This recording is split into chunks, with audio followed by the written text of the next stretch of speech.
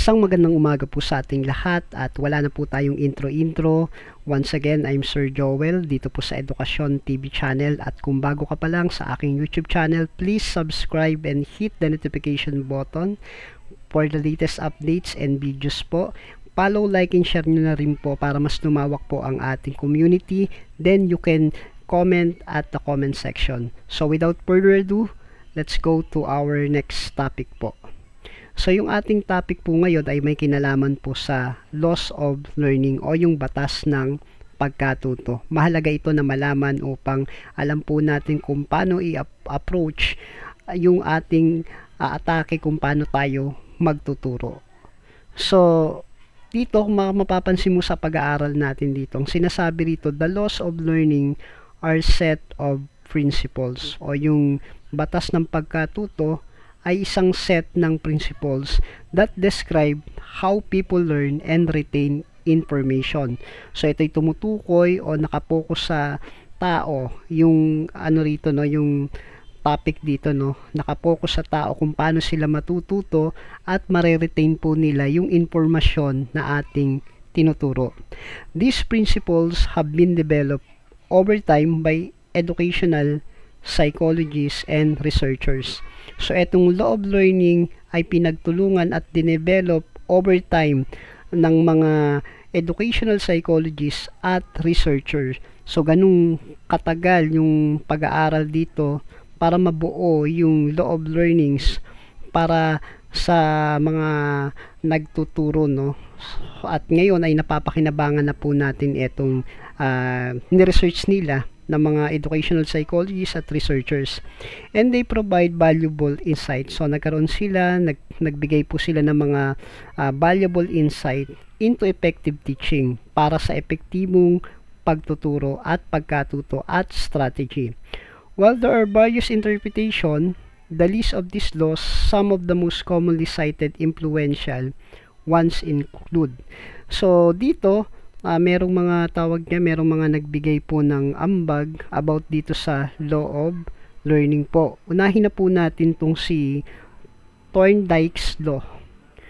Okay, at Thorndike's pala no.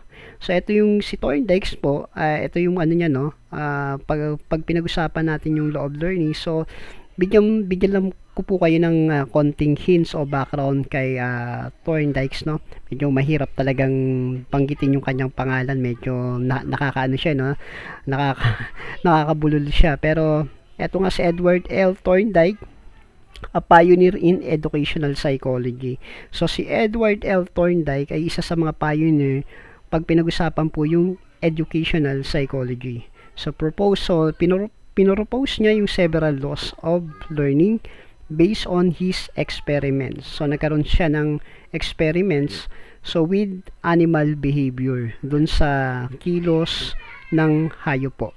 So these laws often referred to as S-R learning emphasize the connection between stimuli and responses. So yun po yung ginawa niya no.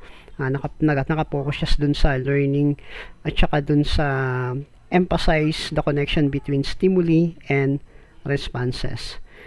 Okay. So number 1 dito sa kanyang inambag dito, po dito yung law of effects po. Okay? So ano ba yung law of effects? So this law states that learning is strengthening when accompanied by a pleasant or satisfying feeling and weakening when associated with unpleasant feeling. So tandaan po natin sa ating mga nagtuturo ay kailangan po natin pagtibayin o ma-motivate po natin yung ating mga estudyante kasi. So yung kailangan dito yung paghahanda sa kanilang buong pagkatao no. Emotionally, psychologically, pati yung katawan po nila, pati yung isip po nila, yung puso po nila. Maano po natin to, ibig sabihin may handa po natin bago sila po ay turuan. So kailangan ma-encourage po natin sila no. In essence, positive reinforcement promotes learning while negative reinforcement hinders it. Pangalawa po na ano dyan ay law of exercise. So ano naman po itong law of exercise nito? So sabi rito, this principle suggests that the connection between stimulus and response is strengthening through use and weaken through disuse. It emphasizes the importance of repetitions and practice in learning. So sabi nga, no, practice makes perfect. So sa ating mga estudyante, kailangan po nating ipaulit-ulit upang ito po ay talagang bumaon sa kanilang isip at magkaroon po ng repetition sa kanilang kaisipan. Kasi pag ang isang bagay ay inuulit-ulit, nagiging bahagi na ito ng ating pagkatao o kaya ng ating pag-isip. Siyempre, pag inulit-ulit mo yan, mamamaster mo yan yung bagay na pinag-aaralan mo. Number 3, law of readiness. So sa law of readiness naman po, this law highlights the importance of motivation and preparedness in learning. Okay, so ito naman, no, yung number 3, no, law of readiness. So dito sa law of readiness na ito ay na-highlight niya yung importansya ng pagmo-motivate natin sa ating mga estudyante para ihanda sila sa pagkatuto. So individual learns best when they are physically, mentally and emotionally ready to learn and see a reason for doing so. So yung isang individual, mas mabuti sa kanya na yung pagkatuto kung siya po ay handa sa kanyang physical, mentally at saka sa emotionally. Katulad nga na sinabi ko, no, kailangan handa siya, ready to learn o handa siyang matuto and see a reason for doing so. So, dapat maikintal natin yung bilang mga nagtuturo, ano ba yung rason kung bakit siya nag-aaral po.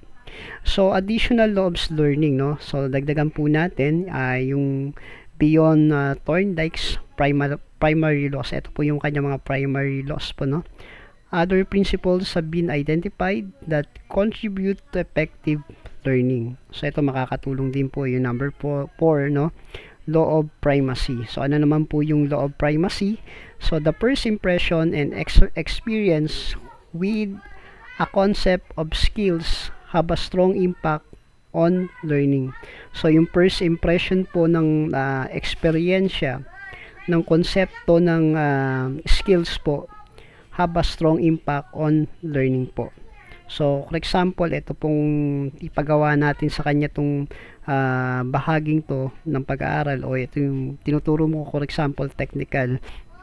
Yung skills na yan, pag nakuha niya yan at nagkaroon ng impact sa kanya yan sa isang estudyante ay magkakaroon po ng tinatawag nating kagustuhan niyang mas matuto pa, no? It emphasizes the importance of teaching correctly. So yung inano niya rin po rito, no, kumbaga hinighlights ni Thorndike yung importansya ng tamang pagtuturo o teaching, yung importance of teaching correctly. The first time to avoid the difficulty of unteaching incorrect information. So iwasan raw natin po yung incorrect information pag nagtuturo po tayo. Number 5, law of recency. So ano naman tong number 5 na to, yung law of recency. This law suggests that things most recently learned are best remembered. So yung mga dito sa law of recently, yung mga bagay raw na tawag yan, yung mga best remembered po. So kasi ano yan may tawag yan yung kumbaga sa punchline na nagpatawa, yung nakuha niya yung attention mo. So nagkakaroon ng ng tawag dito ng pag-alala dun sa narinig mo. So best remembered yung para sa'yo. So yung may mga tumatatak na information o learning sa atin, no, dun sa mga estudyante. O kahit tayo mga teachers, 'di ba? Mga professors ay minsan ay dumadalo po tayo ng mga tinatawag nating mga seminar. Merong mga natututunan tayong tumatatak sa ating isip. So ganun din pagdating dun sa mga estudyante. It highlights the importance of frequently review and summarization to reinforce learning and improve retention po. So number 6, number 6 na po tayo o yung law of intensity. So ano naman po itong law of intensity? So this principle states that the more intense of learning experience, the more likely it will be retained po. So yung prinsipyo po ng law of intensity, kumbaga ito po ay the more learning experience, kumbaga yung the more na natututo tayo na experience natin yung pagkatuto ay the more na gugustuhin po nating mas matuto pa. It emphasize o ina-emphasize niya o dinidiinan niya pa o hina-highlights niya yung kahalagahan o yung value of engaging and stimulating learning activities over passive method po. Number 7, law of freedom. So yung law of freedom naman, this principle suggests that things freely learned are best learned po. It emphasizes the importance of student autonomy and choice in learning process. So, dito naman hinahayaan natin yung estudyante kung paano siya matututo. So, binibigyan natin siya ng autonomy kung paano siya matuto. Yun na nga, papasok na nga dyan yung student center, kung paano diskarte niya dyan, kung paano niya aaralin yung bagay na itinuturo po natin. So, modern perspective on laws of learning. So, while Thorndike's law provides a foundational understanding of learning, modern research has expanded upon these principles, incorporating insight from cognitive science and neuroscience. So with that, no, hanggang dyan lang muna yung ating pag-aaralan. At sa susunod, pag-aaralan pa po natin, magkakaroon tayo ng part 2 regarding law of learning. So with that, maraming salamat and God bless po sa ating lahat.